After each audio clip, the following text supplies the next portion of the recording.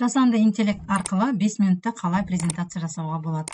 Ол үшін Google поисковикке Gamma App деп жазасыз. Жазғаннан кейін осындай платформа шығады. Және бұл жерде біз тіркелуіміз керек бірінші. Sign up for free дейді, тегін. Яғни бұл жүйеде біз 10 шақты презентацияны тегін жасай аламыз. Мен өзімнің Google аккаунтым арқылы тіркелгім келеді. Осы Google аккаунт. Немесе сіз 3 қадам арқылы тіркеле аласыз. Өзіңіздің почтаңызды жазу, құпия сөзіңізді тіркеу және аты жөніңізді жазу арқылы. Продолжитті басамыз. Мінекей негізгі бетке түстік. Енді осы жерде create new, яғни жаңадан жасауды басып, create newді басқаннан кейін осы жерден презентацияны таңдаймыз. Қанша слайд дайындағыңыз келеді, барлығы осы жерде тұр. 10 слайдқа дейін дайындауға болады. Мен 7 деп бастым. Және тілді таңдаймыз. Тіл, қазақ тілін таңдаймыз. Қазақ тілін таңдадым. Сонымен мына жерге тақырыпты жазу керек.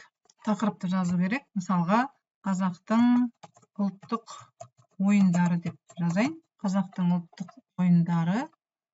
Continue, generate дегенді басамыз. Бұны сіздердің алдыларыңызда жасап жатыр. Бұны не жайында екендігін көріп алуға болады.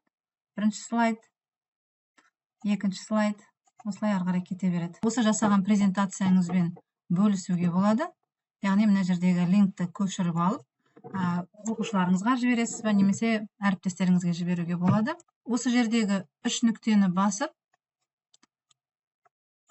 көшіріп алуға болады. Мен PowerPoint нұсқасында көшіргім келіп отыр. Загрузкидан ашып қарап көрейік. Қандай ақпарат келді екен. Жаңа PowerPoint-та талап еткен болатынмын. Қазақтың ұлттық ойындары деп тұр. Көріп шығуға болады. Бай Күлян Көпеш деп менің жасағанымды жазып қойыпты. Ойындардың мақсаты, негізгі мақсаттар, таргеттелген аудитория дейді. Енді кішкене ішінде түзетуге тура келеді. Кейбір жағдайларда әсіресе грамматикалық қателер бар, соларды түзетуге тура келеді. Бірақ негізінен осылай қысқа нұсқа жасап бере алады.